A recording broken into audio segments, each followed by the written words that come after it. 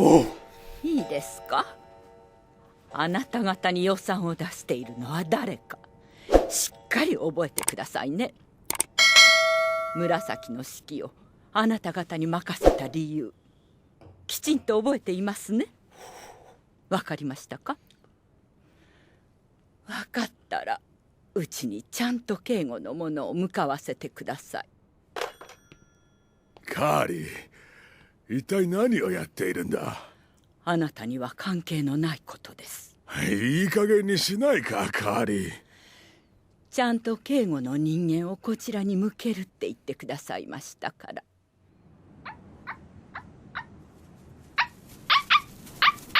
よし、あなたの名前は白にしましょう。 Racist! 白雪姫のお姫様の名前からつけたのよ。どうかしら。 Ah, so the white girl's a princess, huh? Racist! あら、嫌なの？ Have you considered Cheeky? That's a good name for a white dog. いいの？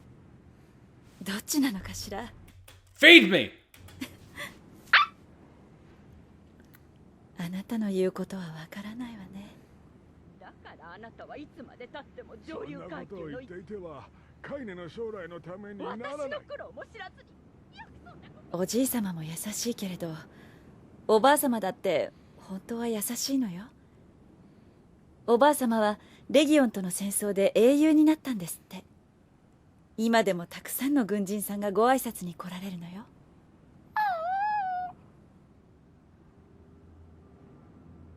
私は幸せ。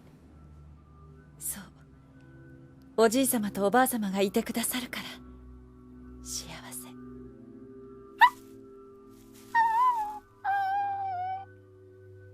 でも私、時々怖くなるの。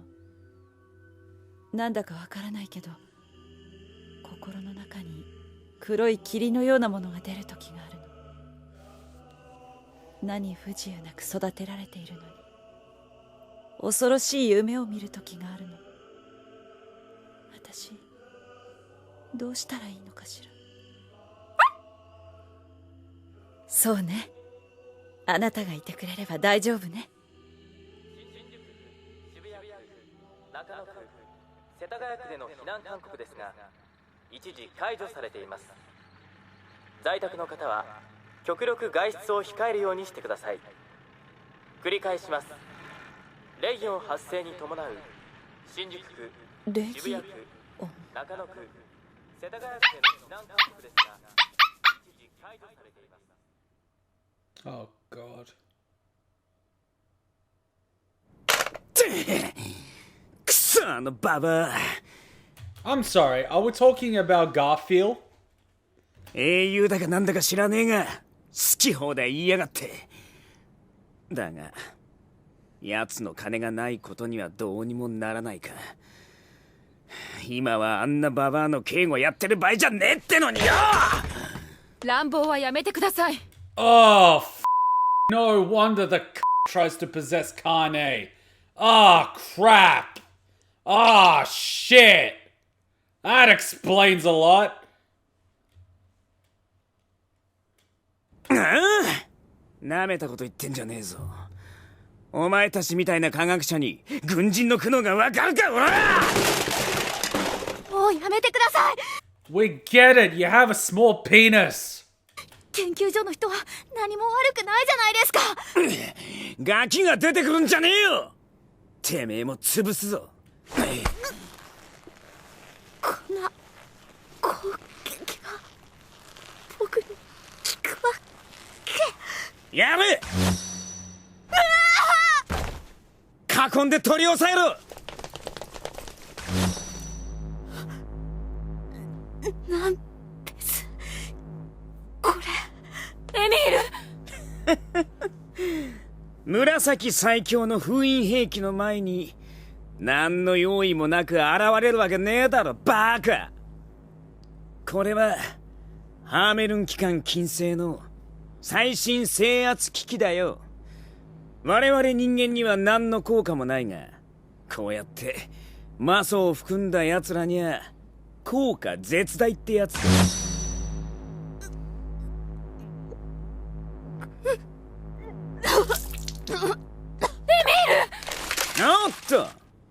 人間のあんたらには鉛玉をくれてやろうか。ハーメルン機関まで借り出して、あんた一体何をやろうっていうの？目的のためなら何でも利用させてもらうさ。使えるものならな。ん？使えるもの？使える？待てよ。あそこのババアの敷地を。そうすれば。よし！やることが決まったぞ。Oh, he's gonna build the thing under her mansion. Oh, shit! 地図を貸せ！ほっ！ここか。作戦本部に連絡。やむを得ない事情により民間居住地区 B24 でレッドアイ捕獲作戦を決行する。ただし作戦行動に支障が出ないように一般住人への通告は行わない。 Oh yeah, just leave f***ing civilians in the crossfire. そう伝えるんだ。了解しました。それじゃあ民間人を巻き添えにするってことじゃん。おしゃべりな女は嫌いでね。 This guy must have the world's smallest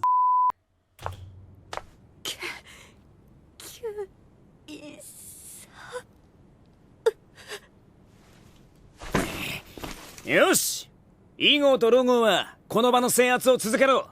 他のメンバーはこのまま B24 へ行くぞ。はっ！派手なパーティーにしようじゃねえか。一般民間人の皆様っていう観客もたくさんいることだしな。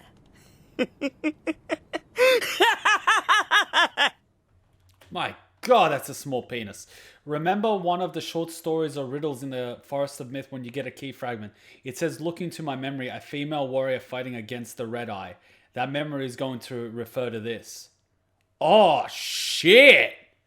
That was Kaine's grandmother, the OG. Wow. And she lost her comrades. Oh, wow. Wow. I love how it all ties. So who's the boy and the little girl that... Wow, this is gonna be f***ed.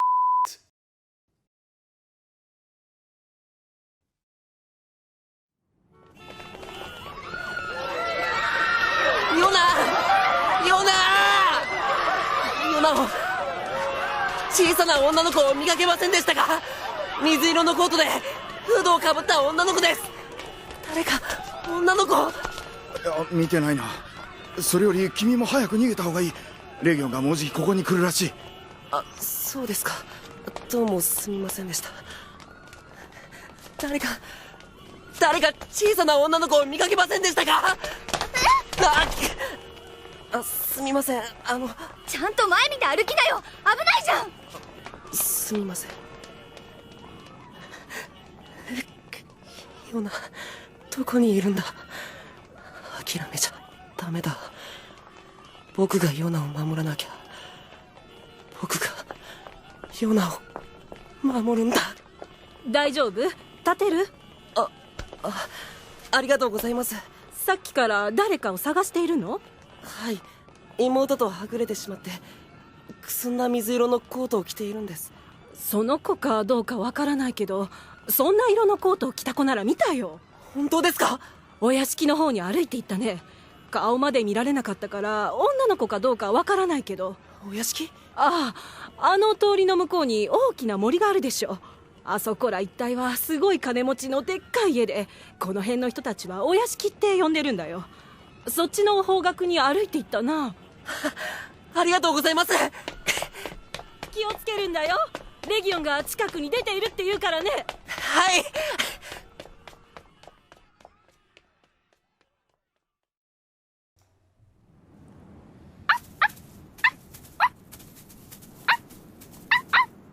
カイネさん、その犬を静かにさせてください。申し訳ありません、カーリーおばあ様。まったく、あれほど捨ててきなさいと言って。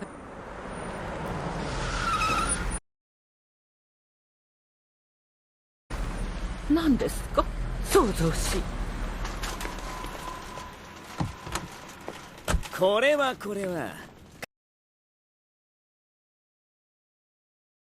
カーリー様、ご機嫌麗しい。くだらない挨拶はやめてちょうだい。ご機嫌。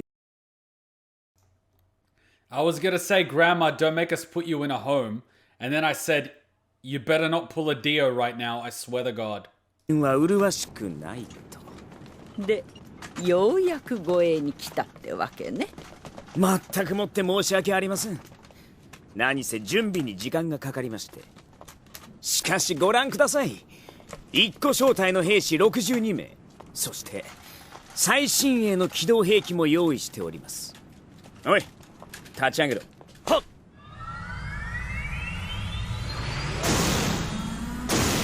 P22 起動します。Wait a minute. P22. P33. Oh, son of a 立ち上がり、シーケンスに伴う起動を行います。いかがでしょうか。ご要望の通り、現在手を尽くせる限りの兵力をご用意させていただきました。準備は遅かったけれど、まあまあね。つきましては、我々竜の会へのさらなるご支援の方を。援助の話はこの騒動が終わってからよ。それまでは頑張ってこの屋敷を警護してちょうだい。カーリー。あら、あなた。なんだこの物々しい部隊は。我が家を警護してくださる自衛隊の皆さんよ。そんな、うちだけこんな特別扱いされる理由なんてないじゃないか。理由はあります。あなたと私は、いいえ、私はレギオン討伐の功労者なんですから。そんな乱暴な話が。それにこれだけの装備、警護にしては多すぎるだろう。こちらは防衛省からのささやかなる心配りでございます。何せお二人は大変な英雄でありますから。閣下。閣下はやめてくれ。もう軍の人間じゃないんだ。どちらにせよ、これは私が用意させた警備のものです。あなたには関わりのないこと。そんな。東西南北に部隊を展開。 P22 は南側の大通りに配置しろ。 P22 南側大通り警護開始する。ああ、そっちの植え込みに入らないでちょうだい。もちろんですと。おい、そこに入るなバカ。気をつけろ。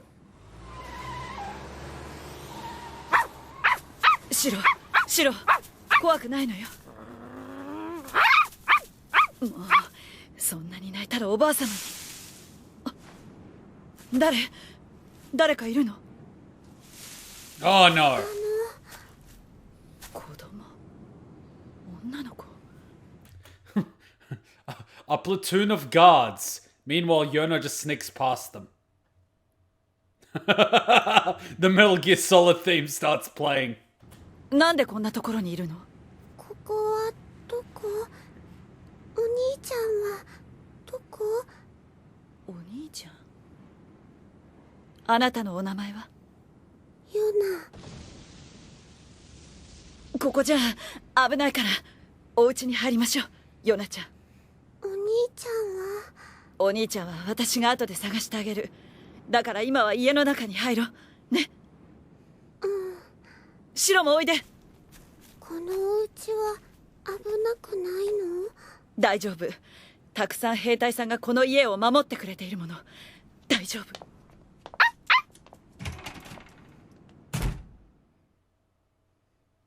Well, that went better than expected.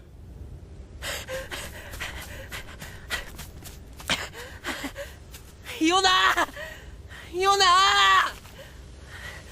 いたら返事をしてくれ。ヨナ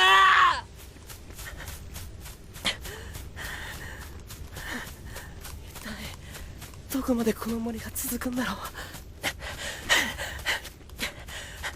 I find it hard to imagine that Yona ran all the way this way by herself, where there's no people whatsoever, toward a mansion going, I wonder where Big Brother is. I'm beginning to question Yona's intelligence. それにしてもこれが誰かの家の庭だなんてすごい。何の音？ You know what I find interesting about very rich people? They get rich. Eventually you can travel the world, do whatever you want. And then when you get mega rich, you build a mansion and hire security guards to keep you safe. It starts becoming a prison. So after a certain point of wealth, you start building your own prison. Even Bill Gates has 24-hour security, panic rooms, you know, biometrics, all that shit. After you hit a certain point of rich, you literally become warden of your own fucking prison. I mean, Yona did also get into the Lost Shrine by herself at the beginning of the game. Big Boss would be proud. What?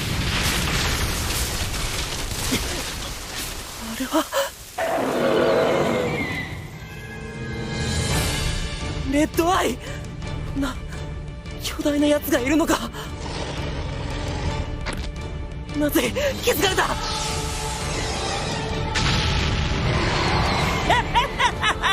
撃て撃て撃て！本宅の方に追い込むんだ！中隊長、中マットでは効果が認められません。歩兵部隊は西から来たレギオンたちと交戦中。レッドアイの方には手が回りません。泣き言言ってくれちゃ困るんだよね。そこをさ、なんとかさ、あのでかいお屋敷まで追い込むのがお前らの仕事だろうが！おとりでも何でもいいから奴を屋敷の前に引きずり出せ！了解しました。そ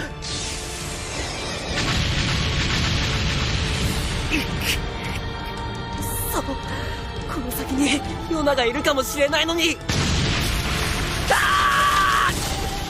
よーし、そのまま屋敷の西側に追い込め。俺は先回りして P22 の攻撃準備をしてくる。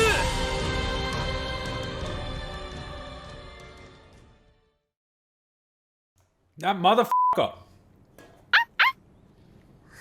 If you hurt that fucking dog, I swear to God, I'm gonna rip this reality realm, go into that realm, go into the past of that realm, and rip your fucking heart out. お姉ちゃん、かわいいよ。大丈夫、大丈夫。強い軍人さんたちが守ってくれるから。ちょっと、どういうことですか？ Don't you realize Yona has plot immunity? She's literally got to be alive till the beginning of NieR Replicant. Meanwhile, that fucking puppy... レッドアイがこの本宅に向かってるだなんて。おばあ様、どうしたのかしら。あなたたちはこの家を壊す気ですか？今すぐレッドアイを追い払いなさい。おやおや、カーリー様、何かご不満でも？不満も何も、この家にレッドアイがいるだなんてどういうこと？さっさとあいつを。分かってないな。我々はあなたのお望み通り護衛して差し上げてるんじゃないですか。我々の任務はレッドアイの撃破ではなく、この屋敷の防衛ですよね。あなた。レッドアイ来ます。よーし、 P22 ミサイル安全装置解除。準備でき次第発射しろ。着弾確認後にレーザー攻撃に行こう。そのついでに中マットも叩き込め。ただし頭部は避けろよ。体だ、体を狙うんだ。殺しちまったら何にもならないからな。しかしレッドアイを引きつけている第二小隊がこのままだと巻き添えに。彼らは尊い犠牲になった。この作戦が終わった後に英雄になれるだろうよ。ですが使えねえな、どいつもこいつもよ。1番から8番までの誘導ミサイル全弾安全装置解除。1番、2番、3番、4番。発射時の敵個体の位置固定。着弾後すぐにレーザーによる照射攻撃を20秒。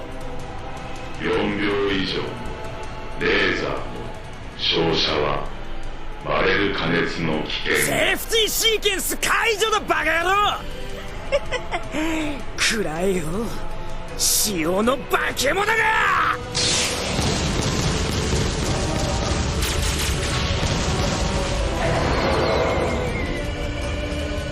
レーザーレンズに異常が発生。異常が状況確認しろ。はっ、レッドアイの右腕を破壊。左下腹部にも損傷が認められます。行きます。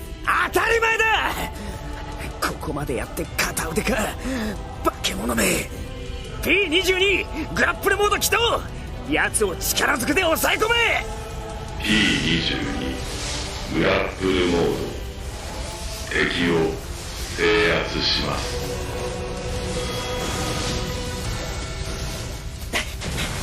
ヨナ。お兄ちゃんお兄ちゃん。あなたはヨナのお兄ちゃん。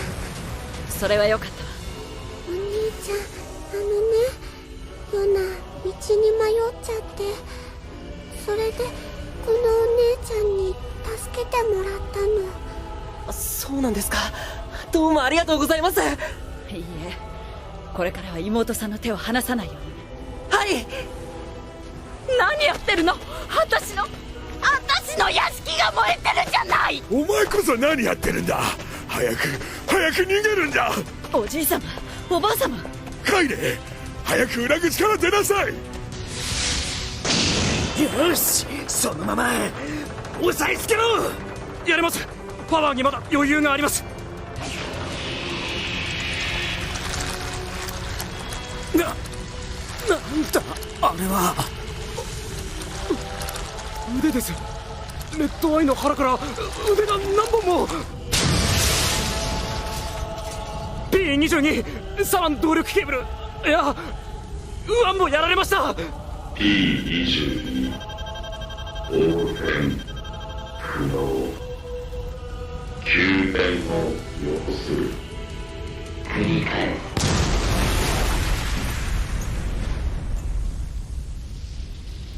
Well, you're f***ed. これが吸収成長個体のレッドアイ。こんなデタラメな力を持ってるのか。中隊長、レッドアイの腹からレギオンが生まれています。ヨナ、危ない。お兄ちゃん。あなたたちは裏口から逃げて。でもお姉さんはどうするんですか。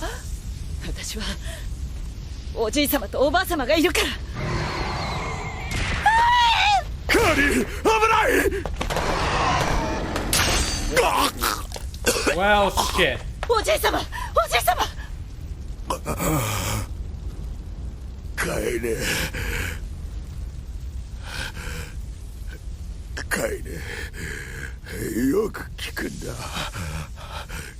これから世界が大変なことになっていく。やおなくその災難にお前は巻き込まれるだろう。おじい様、喋ってはダメ。しかしカイネ、お前には。But is the puppy okay? ヨナ、見ちゃダメだ。おじい様。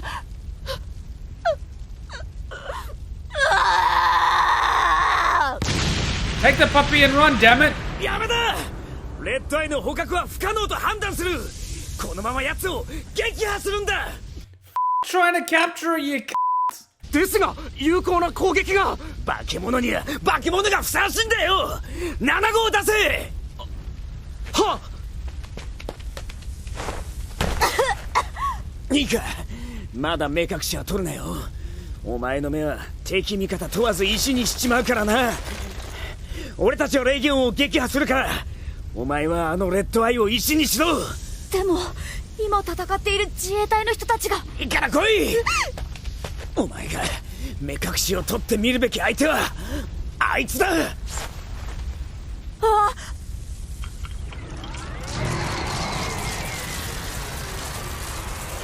よし、聞いてるぞ。隊長、中隊長、体が石に腕が今だ巻き込んでるぞ。やめろ。やめてくれ。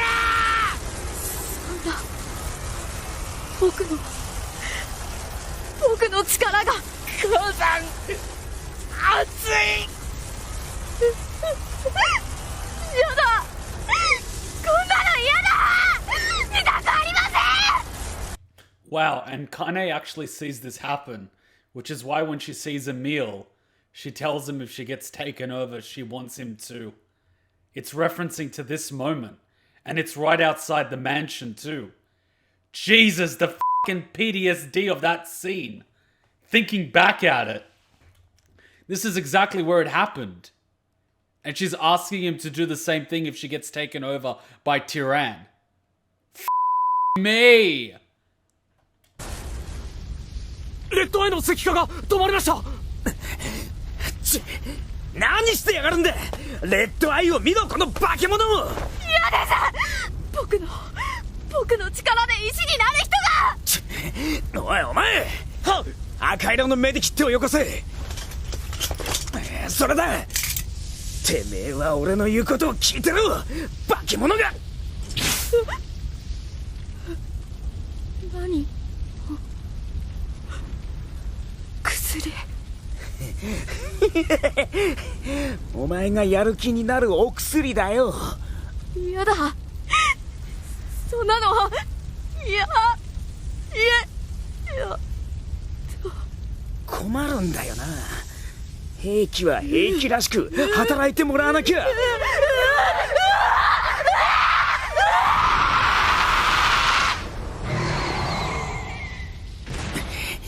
この辺りが潮時だな。中隊長、どこへ？決まってるだろ。逃げるんだよ。中隊長、待ってください。中隊長、あんたって人は。 Why hasn't anyone fucking shot him? I would have shot him ages ago.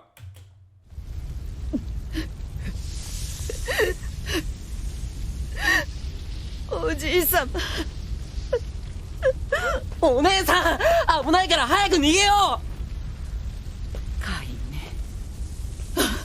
おばあさま、カインおばあさま。おじいさまの死は残念でした。私たちはあなたに言っておかなければならないことがあります。おばあさま。おばあさま。ばあさんが持っていかれた。腕だ。腕を攻撃するんだ。食われるぞ。おばあさま、カーリーおばあさま。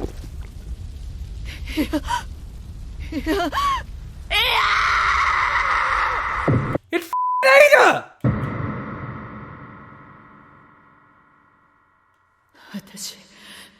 私の中に黒い力が溢れて、一体これは。 It has to be something the size of Hook. Otherwise, how can it eat a whole human? And it used an arm that could be like the big tail.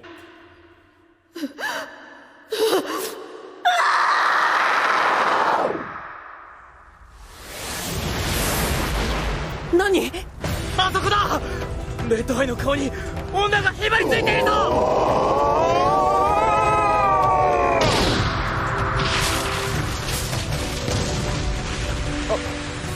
人間がレッドアイに素手で立ち向かってる。おじい様を、おばあ様を返せ、返せ、返せ、返せ、返せ、返せ、返せ、返せ、返せ。見ろ、あの女、レッドアイの腹からバータを引きずり出してるぞ。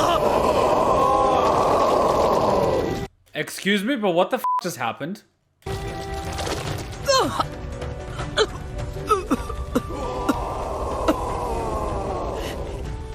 カイネ、あなた。 At this point, she can just go off and write a metal album. とうとう。 What do you mean, finally?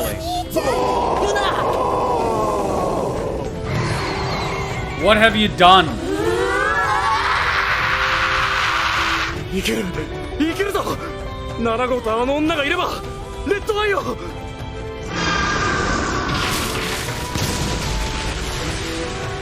ッドアイを倒した。人間が素手であんな女が一人で倒したっていうのか。 Where's the puppy?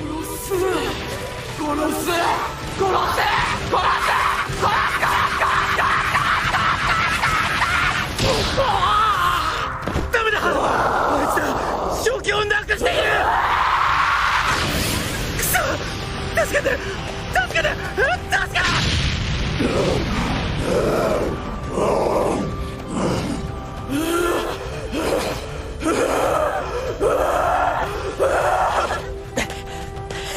やめてやめてください。おい、危ないぞ。二人ともやめて。もうレッドアイは死んだ。戦う理由なんてないんだ。お兄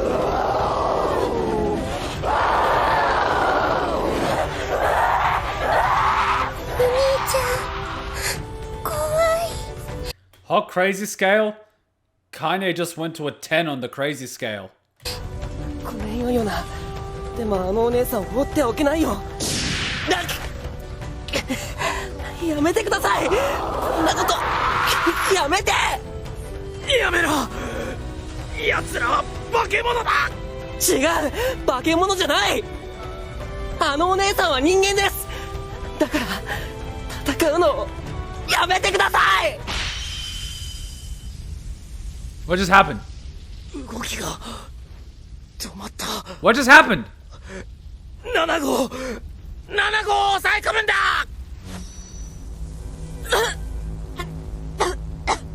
Why are you hitting numbers? Oh, did he seal her? お姉さん。 He petrified her. 私は一体聞こえますか。僕の声が。あな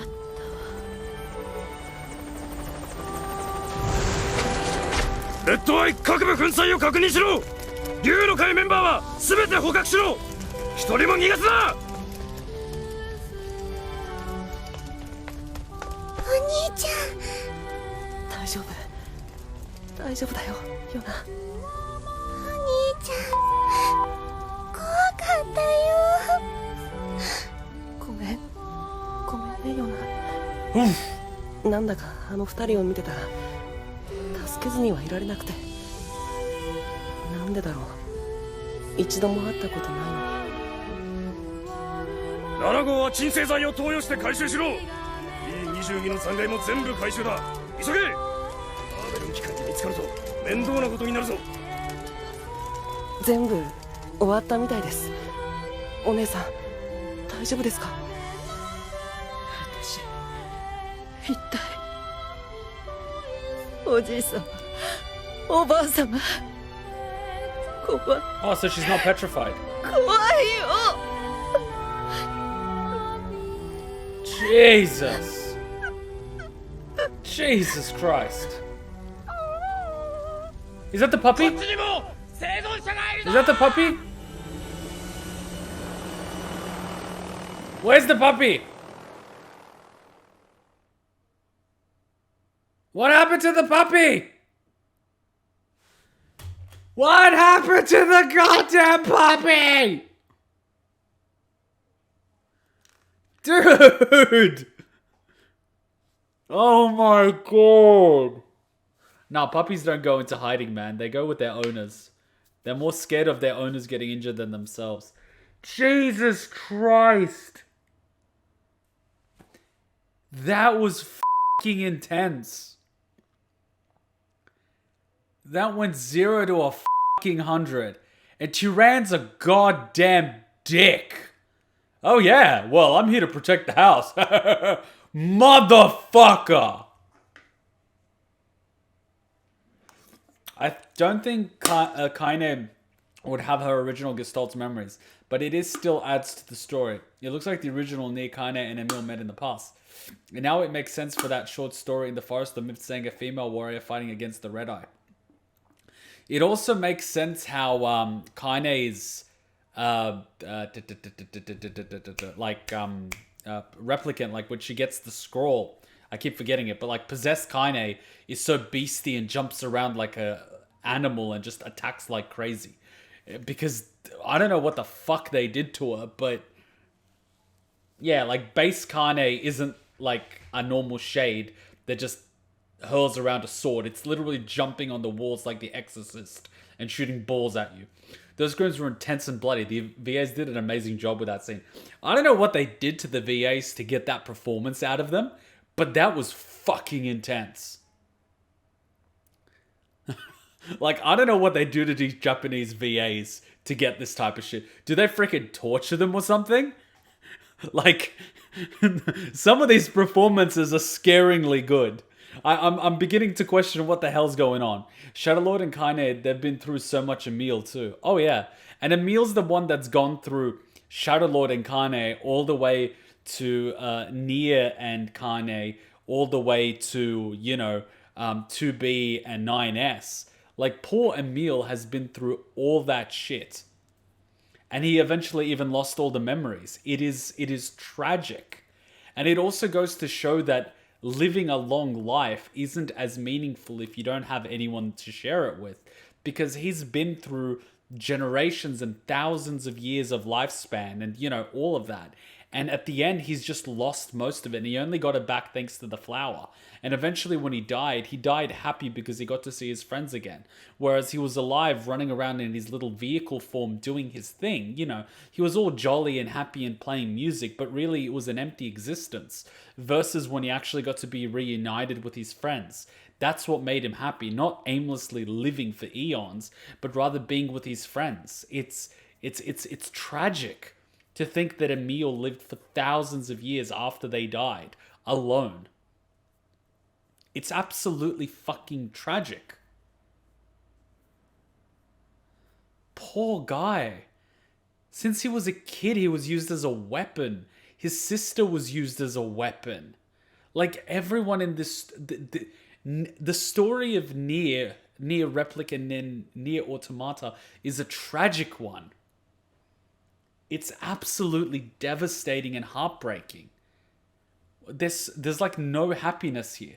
It's all a struggle to survive. There are a few moments here and there of enjoyment and happiness, with a few people, but the rest is just tragic struggle to survive and either get back Yona or find a way to fight off the Black Scroll. It's...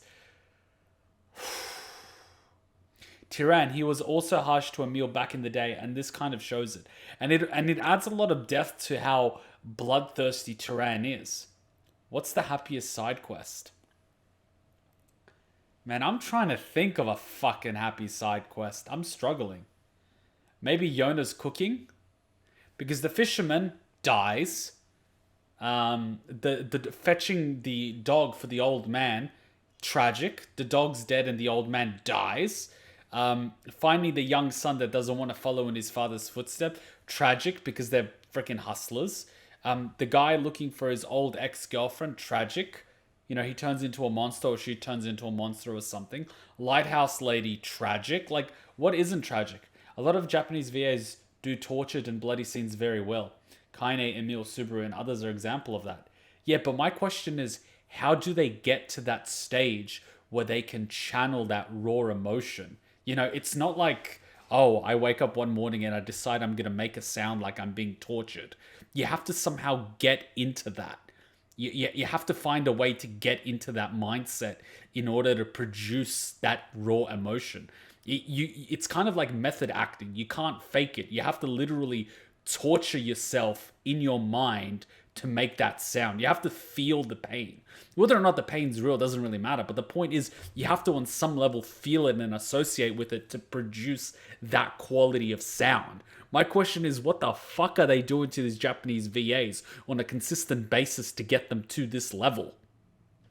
Western VAs, there are a handful of them that do it really well, but it's a dime a dozen. Whereas in Japan, there's a lot of VAs that can pull it off. Question is, how the fuck do they do it? Does Yoko Taro go around with a hammer and start breaking people's kneecaps to get the screaming out of them? I don't fucking know.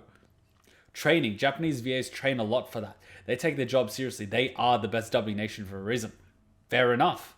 Fair enough. Fair enough. I could just imagine Yoko Taro with a feather is like, you're not making enough, hysteric laughter. They just go, chiku, chiku, chiku, and they're just like laughing like crazy on the floor, dying. And Yoko Taro's going, not good enough, chiku, chiku, chiku. Oh, man. Oh, man. Oh, my God. I see Yoko Taro as this fucking crazy son of a bitch. Oh, man. I could see that happening, goddamn. I could fucking see it. He's bashing Clems with that flower. Do you feel it now? Do you feel it now? Do you feel the despair? It's kind of funny, I'm thinking about, I can imagine the drama CD being like a sort of DLC for Replicant version 1.22.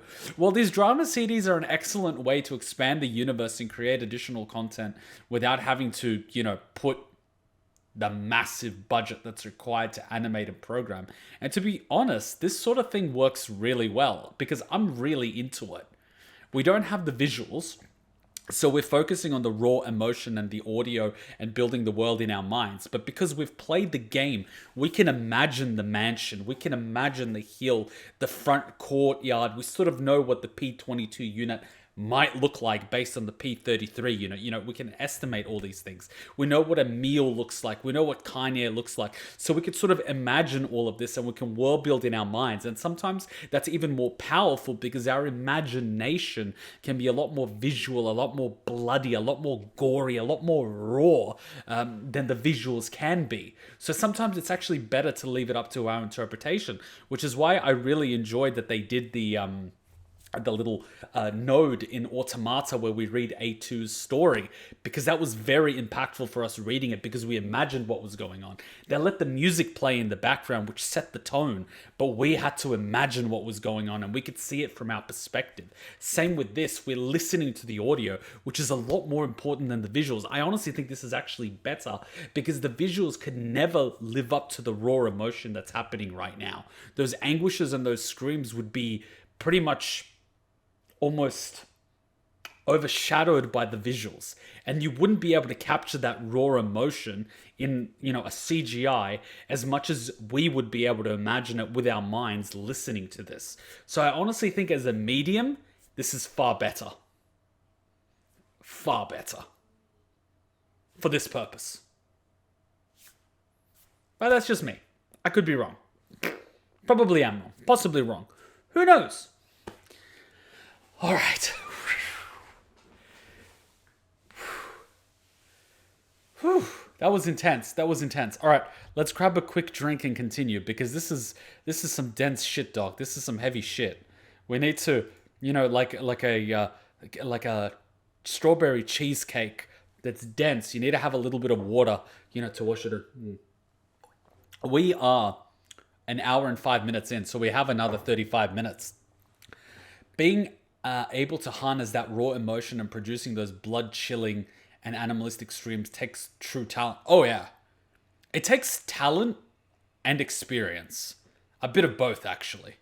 Talent is good, but you need to be able to channel it when you need it, which takes that experience. This makes your experience of Replicant anatomical more interesting and a little bit of Drakengard because of the red-eye disease and red-eye. Yeah, so I'll be honest, like, my recollection of Drakengard 1 to 3 isn't extensive. I don't remember most of the details. I know Red Eye, possess humans, hive mind, legion, conquer planet, right? I get that. And that's kind of all you need for this context. But you don't need the Watchers, the Resurrection Egg, and all that crazy shit. That's not what's really important. What I remember is everything that happened in NieR Replicant and Automata, and very little from Drakengard. And that's okay. That's fine. That's all you need. You don't need extensive sort of knowledge of it. And it's good. I still feel it. Drakengard 3 and 1 are those most important titles you want to focus on. Yoko Taro worked on Drakengard 2. That's like a spin-off. Yeah, I know. It happens a lot. It happens a lot. Same thing happened to Metal Gear 2, right? Kojima created Metal Gear, and then the West created Metal Gear 2 Stakes Revenge, which was because Konami wanted a sequel because it became popular, and Kojima was like, it's not time yet, and they did it anyway. It's just studios basically wanting to milk money as quickly as they can based off a previous success. It's a typical business thing that pisses me off, but unfortunately it does happen. Whereas something like this, you can see the level of detail in the script, in the voice acting, the revisions, the music in the background, the sounds. It wouldn't surprise me if Yoko Taro himself was literally sitting during recording and being like, go again, perfect. You know what I mean? Being so heavily and intimately involved in the creation process. It wouldn't fucking surprise me if Yoko Taro was literally sitting next to the sound editor going, and play the music now. We need a violin theme, and got someone to record it because, you know, that would be the perfect version because it's not in the original OST. It wouldn't surprise me. It's the same reason why someone like Kojima edits his own trailers. He's got that vision in mind, and it needs to be exactly as he sees it. That's why these are so good. That's why these are so good. That's why they're so powerful. Drakengard 3, from Brother 1 of the Intonus, he kind of made the right eye disease and took the cult of the Watchers. Led that to Drakengard 1 and then the Empire from 1 ending E and then Replicant, because the red eye disease evolved and turned into the logic virus. Yeah, well, like I said, the story is a cycle that keeps rhyming. Red eye, logic virus. Kaine, Emil, Yona, and NieR. Duh, Replicant. Duh, 2B, A2, 9S, Emil. Duh, you know what I mean? The story keeps rhyming. It's cyclical in nature.